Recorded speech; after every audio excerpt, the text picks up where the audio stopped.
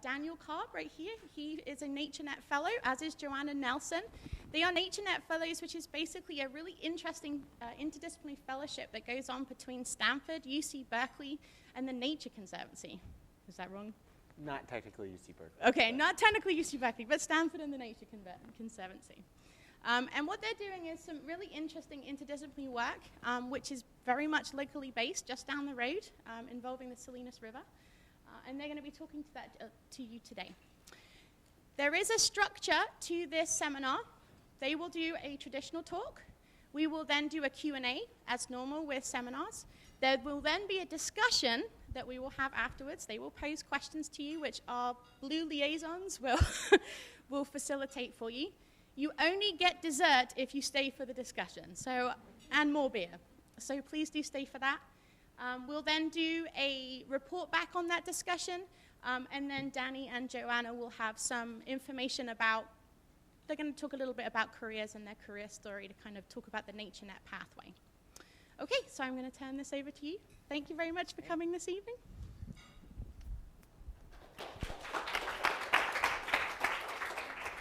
Cool. Well, thank you guys so much for having me. This is a very different audience from what I would usually be used to. I'm very much a terrestrial biologist, but I'm now living at Hop in this station. So because of that, I've been exposed to a lot of the marine side. And I'm really excited to kind of share my work and Joanna's work today and talk about how agriculture could be affecting the ocean and what's going on in land. So you guys might remember back in 2006, there was an outbreak of E. coli in bagged spinach. Do you guys remember this? Yeah?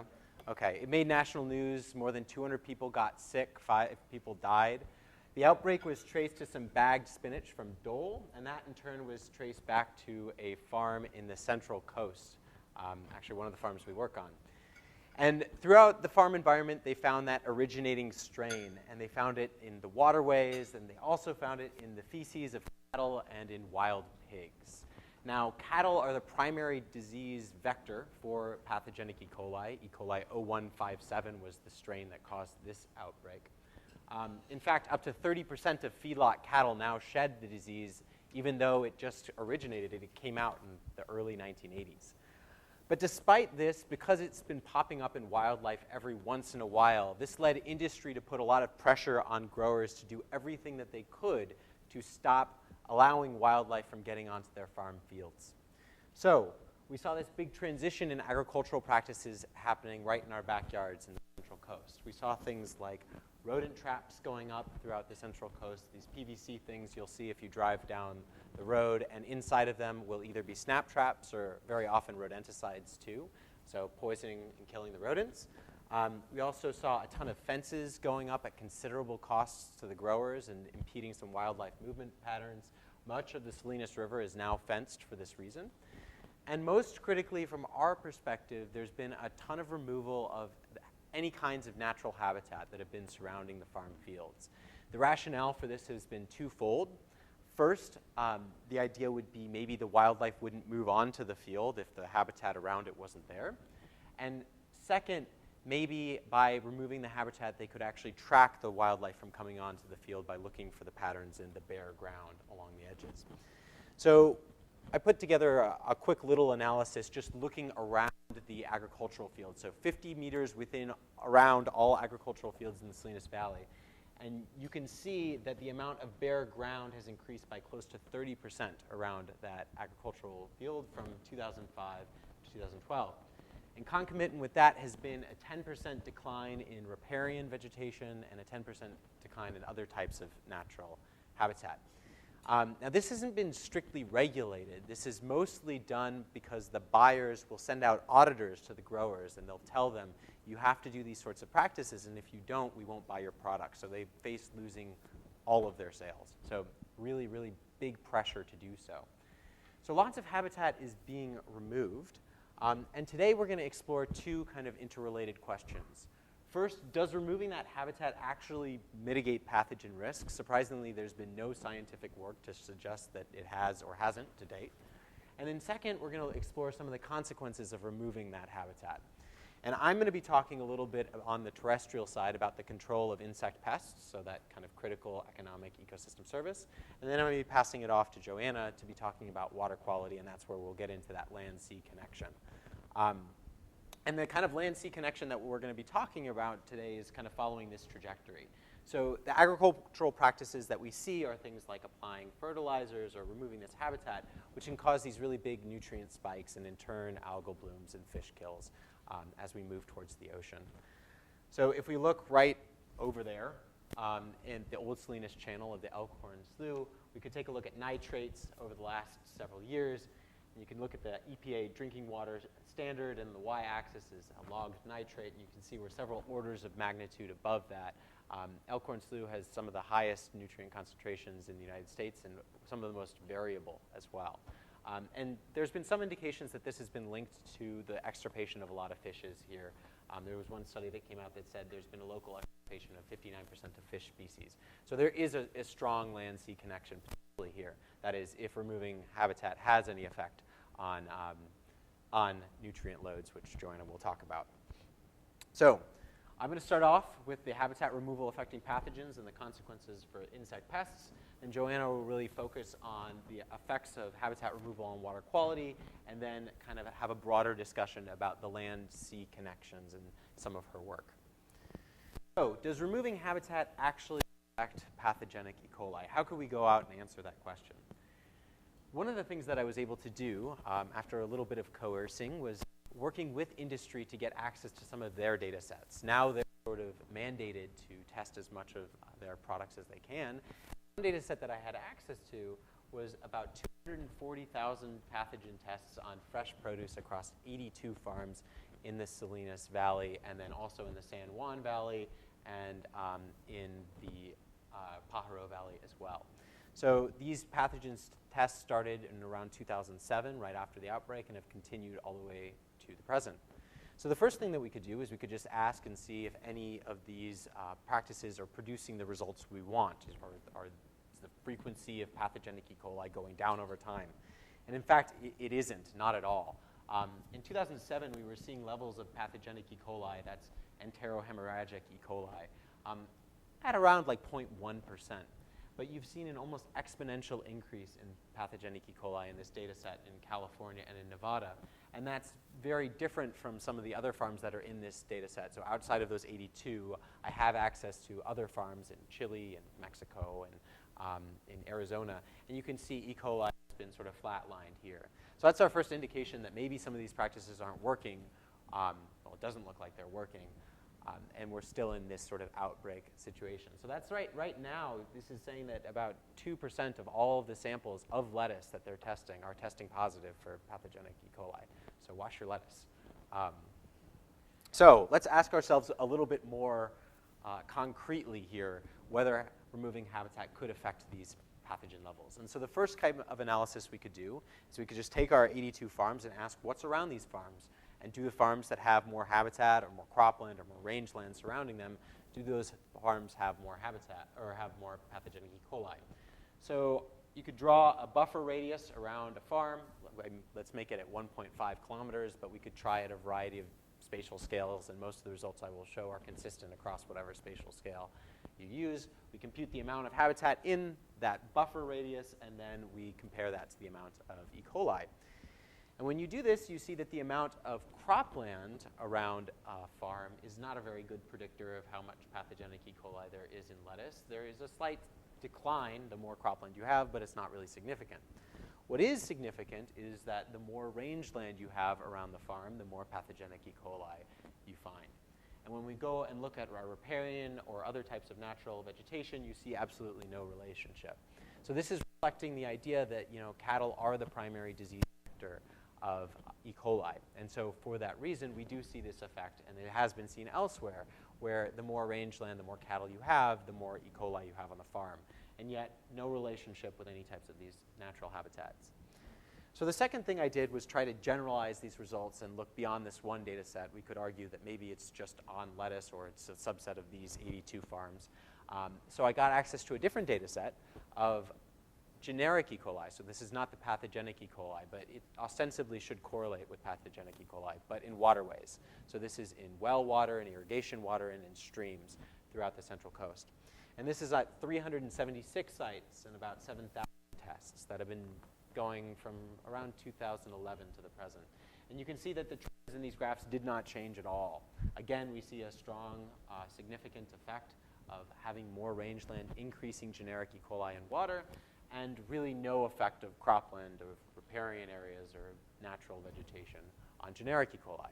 So far, it's looking more and more like removing habitat does not affect E. coli. So what's the second thing that we could do? Well, we could take a more of a natural experiment type of approach, and we could key in on those farms that were surveyed for pathogens in the past and in the present, and then look how these pathogens have changed over time and whether habitat was removed in those areas. So we've got a very fine scale land use classification from 2005 and 2012. So I can just go around and compute the amounts of different habitats in the 2 time points, look at the change in habitat, and then look at the change in E. coli. So I did that. And when you look at that, you see that increases in rangeland bring you a non-significant slight increase in pathogenic E. coli. You see no change in riparian areas, so an increase in riparian areas does not produce an increase in pathogenic E. coli.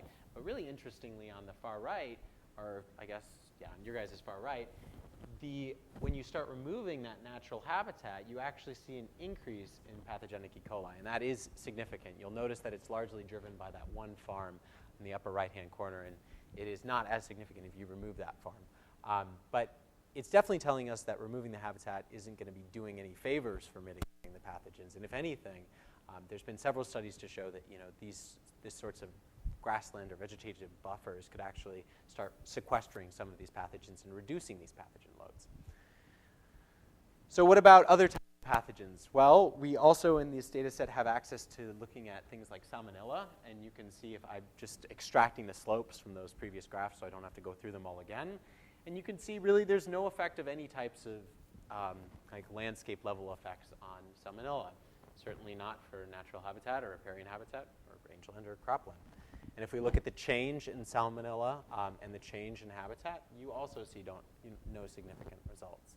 So we see basically no effect of removing habitat on E. coli, no effect of removing habitat on salmonella, and possibly even a negative effect of removing habitat for E. coli.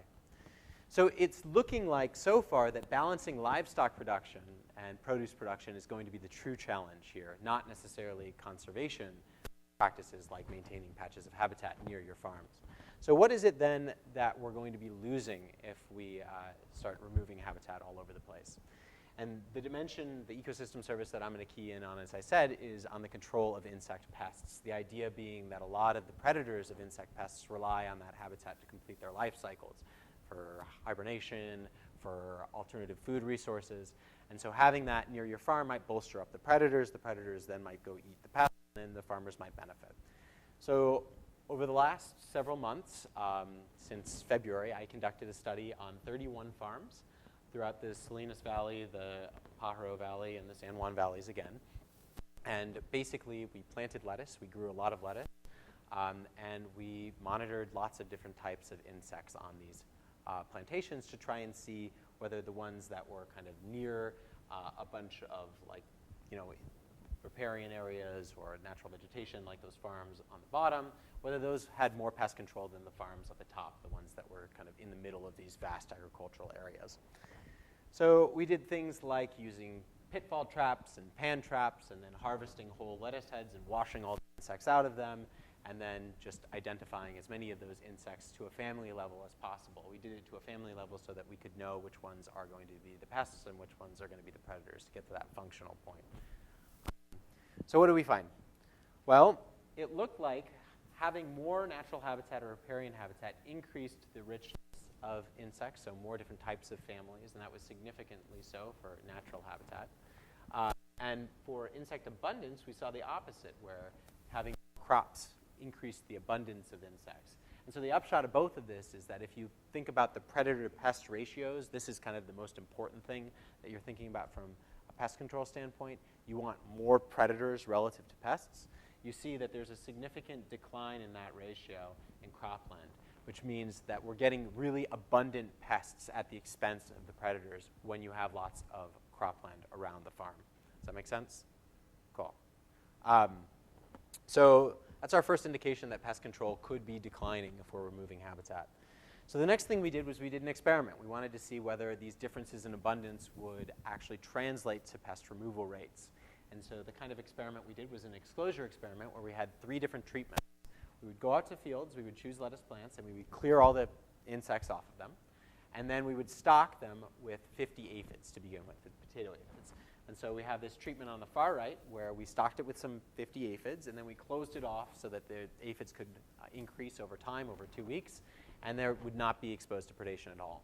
Then we had this middle treatment where we had the aphids were stocked again. It was open, had these windows so that the predators could come in, but it was still shaded so that we could account for that and kind of the plant growth. And then we had a third different treatment over here that didn't get any aphids and was open to predators. And we did that so that we could allow aphids to colonize and factor out in that effect of the cage experiment, that cage one over there, not getting any of those colonist aphids coming in. So using these 3 different treatments, we could compute a biocontrol index, is what I will call it. So we could start off by, after these 2 weeks, how many aphids do we have in the absence of predators? We'll tack on all those aphids that were coming on from colonization for those ones that weren't initially stocked with any aphids. And then we'll divide by the amount of aphids that are in this one that was open to predation. And so a high number here would indicate a big value for a biocontrol index, meaning more pest control is just going on. So that's our biocontrol index. We'll take the log of that, and that'll be the y-axis on the next graphs. And then we can make very similar graphs as we did for the pathogen side. And we can see that the more habitat, the more agriculture that you have around a farm locally, so this is at a much smaller spatial scale, turns out to be more important here, at a 250-meter radius, the less biocontrol you have. There's a significant negative relationship. And then if we move to the other types of natural habitat besides the riparian habitat, you do see an increase in the amount of biocontrol, particularly in the summer period as opposed to the spring period, and at that 250-meter radius. And then you also see a slightly significant, although just marginally so, increase in the amount of biocontrol with the amount of riparian habitat you have. And these results are sort of significant, interestingly, at the more local scales, but once you get up to 1.5 kilometers, it's not as important. So it really matters what's kind of directly around your field in terms of biocontrol.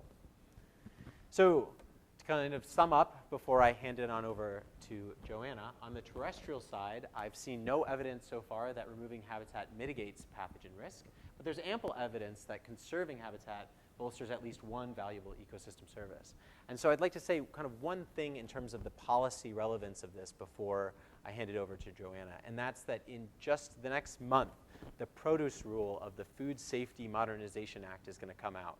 So for all of you who are not involved in this, which is probably everyone here, the Food Safety Modernization Act was passed in 2011, and it gives the FDA the ability to regulate agricultural practices on the field for the very first time. So kind of groundbreaking legislation that's happening here, where the FDA is going to go in and start telling farmers what they can do and what they can't do with respect to food safety. Now, there's nothing in that rule yet to say that they have to remove habitat, but they're not saying anything that they have to remove habitat on either side. And the FDA is looking to industry in order to help them figure out what these rules will look like. So we're really hoping that it's kind of studies like these that could get in there now, or as soon as we can get this published, to really show that this practice of forcing growers to remove habitat at considerable expense to the grower is something that won't necessarily be advantageous to pathogens and will be costly from an ecosystem service perspective. And so with that, I'd like to hand it on over to Joanna, and she will talk about water.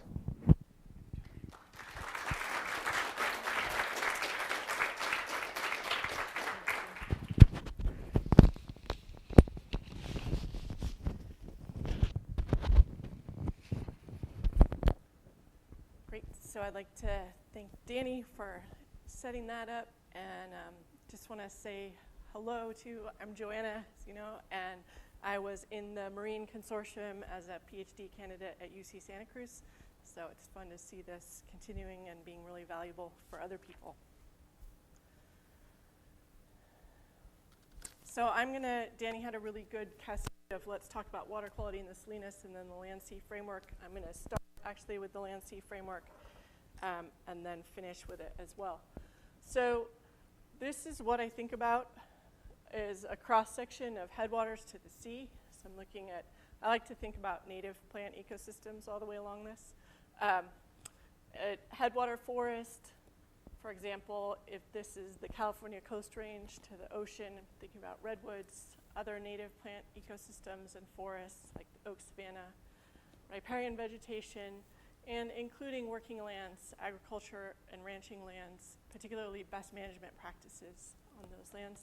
And mostly I'm thinking about surface water, but I'm going to acknowledge there's groundwater in the world, and one of my favorites is salt marsh. So I did the bulk of my dissertation research in Elkhorn Slough here in Moss Landing, looking at how salt marsh might provide a coastal filter for the ocean. In particular, looking at potentially interacting global changes of sea level rise from this side, by definition, and human nitrogen additions from land, primarily from conventional agriculture in the form of fertilizers. So looked at nitrogen alone, but I'm looking at whether salt marsh uptake into plant tissue can help buffer the coastal ocean. And it turns out that it does an impressive job of that So again, I'm moving back out in some of my postdoc work and looking at programs that have been called water funds, where downstream water users pay for conservation higher in the watershed because they expect that that's how they'll get the water quality and quantity that they're looking for, or source watershed protection programs, all of which ask this question I'm asking: what can terrestrial conservation, restoration, and best management practices contribute to water quality and quantity? So applying this and we might look, again, in an ecosystem service framework at a point of interest. Sometimes that's identified as an imaginary intake to a water treatment plant. So drinking water quality at this point, again, coastal water quality right here, but looking at where we would measure that. So applying that to this question, Danny invited me to collaborate on his postdoc work on what are the consequences of habitat removal in the Salinas. And there's an existing water quality problem. So the Salinas River does not meet the Clean Water Act standards it's an impaired waterway for nutrients, for nitrate, for pesticides, for dissolved oxygen. And in trying to get a handle on how long has it been an impaired waterway, I don't have a great answer, and if anybody does, come talk to me. But there's an agricultural water quality alliance that formed more than 15 years ago to address this problem, and it's a peer-to-peer farmer education network and a partnership between largely researchers, agencies, and growers to voluntarily improve water quality as it flows into the Monterey Bay National Marine Sanctuary. Further removal of vegetation is expected to exacerbate water quality problems. So vegetation is helpful at retaining sediment, taking up nutrients, and as Danny mentioned, can also be helpful in mitigating pathogen. It doesn't do a great job with heavy metals, not a whole lot, and with pesticides, for example. So what I wanted to do was quantify changes in sediment and nutrient export, and I'm doing that using a model, one of the model suite from the Natural Capital Project, which is a nonprofit at Stanford University composed of 2 universities and 2 NGO conservation organizations. And one of the reasons that we chose, so we're using INVEST is the model name, and one of the reasons to choose it is it's a simple model that you can use with globally available spatial data when you have local, regional higher quality data, you would use that. That was designed to evaluate ecosystem services and ecosystem service trade-offs in decisions. With this lower time and resource investment than more sophisticated hydrologic models, for example, there is a chance to make a decision-making timeline, or Danny mentioned the policy window on the Food Safety Modernization Act. Again, when we get this work out there, we'll see about the 1 month. And it's based on the universal soil loss equation, like some of the more sophisticated hydrologic models are, so it's the same theory. So I wanted to acknowledge Perrine Hamill, who's a postdoc hydrologist at NatCap, for this model development and the slide describing it briefly. So as a model overview, some of the services that this model could address are reservoirs and costs associated with maintaining them, drinking water, and again, costs associated with providing drinking water to certain standards, and what we're talking about today, stream health. This is a framework in ecosystem services of supply, so biophysically, how much is there? Service, in this case, for example, water purification, what is provided from that physical supply? And value, which could be an economic valuation, not what we're doing in this step, could be several ways of tackling value. So this helps as a frame of asking how much sediment is produced or retained on the landscape, and starting with the point that where matters, that spatial patterns matter, of where the highest and lowest areas. I'm going to start with sediment for export. So this is a cross-section and a different way of looking at it, from mountains to a stream channel, through forest, through cropland. And the concepts and model inputs have to do with climate in terms of rainfall erosivity. That's a measure of energy of rainfall that can dislodge particles. And then we look at, well, what are the properties of soil and how erodible it is. Looking at a slope given by a digital elevation model, and in agriculture, how different practices that are conservation practices, or how the land is tilled. So this is, we take a product of all these inputs to drive the model. And for any pixel of interest, the model looks at an upslope area that would flow to that pixel, how much sediment is uphill of it to be delivered to it, for example, and then what's below that pixel of interest between it and the stream in terms of different land use covers that are available to retain that sediment. So I'm explaining this for sediment. It's very similar in theory and action for the nutrient model. And I'd like to reiterate here that this is telling you more about the process of the model and some preliminary results rather than the answer. That's yet to come. So I've mentioned these model inputs in describing the model, and as a choice, again, there's an economic valuation component for groups interested in doing that. So model outputs, currently sediment exported, it's an annual measure. So it's metric tons per year per sub-watershed, and the user can define watersheds and sub-watersheds. I'm using the finest scale sub-watersheds that the U.S. Geological Survey puts out that get identified as hydrologic unit code 12, HUC 12. And soon to come is sediment retained, these same units. Again, there's a new nutrient model coming that I will use to do the same thing. So let's apply that to the salinus.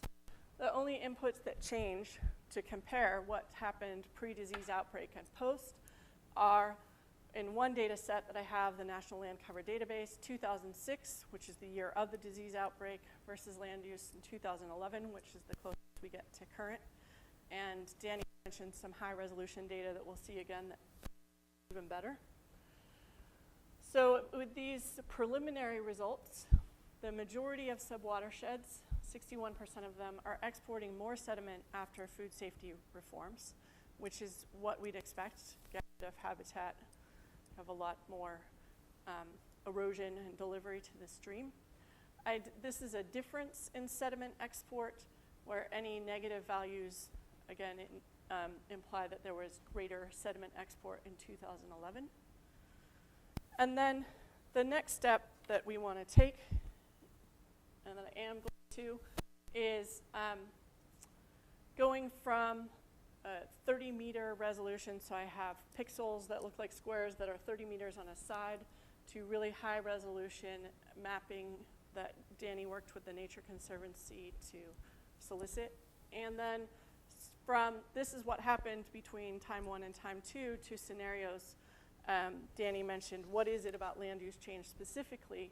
And most of those hypotheses are about its land within 50 to 100 meters of agriculture, for example, that is changing the most and is changing due to these policies, whether they're formal policies or, again, contracts between corporate buyers and growers, which for a long time were not publicly available at all.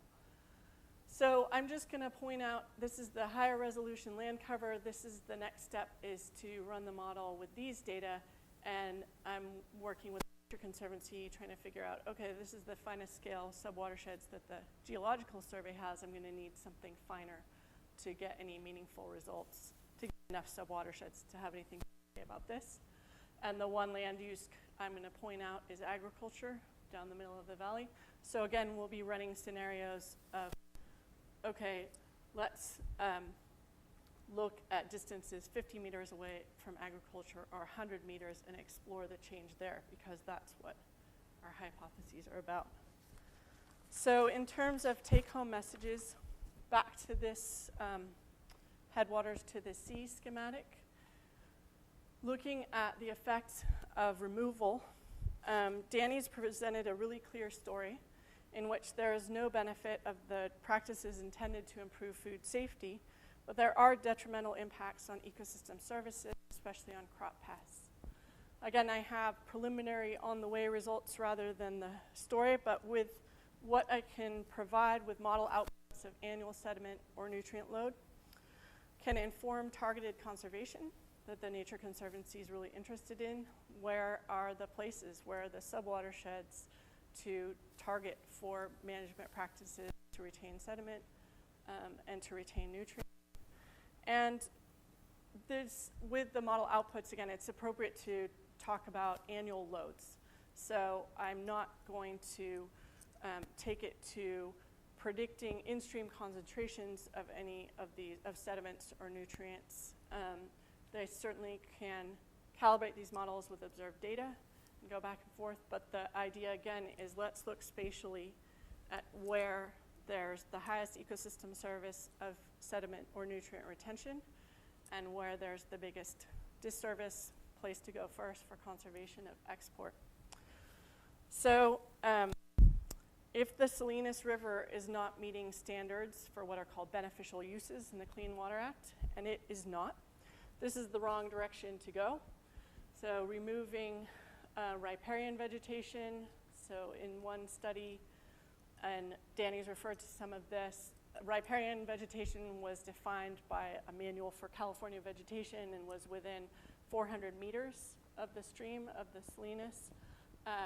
Other native plant ecosystems, and I put up native hedgerows because they weren't there before, just so I can cross them out. They got pulled out too. So the Natural Resource Conservation Service did a lot of work with growers that went. And again, to my upshot of, we can expect increased sediment and nutrient delivery from the literature, and I'd like to provide these modeled results. And the point that where matters, so we're looking for places to target. And with that, I'd like to thank everybody, and Danny and I together would like to take any questions.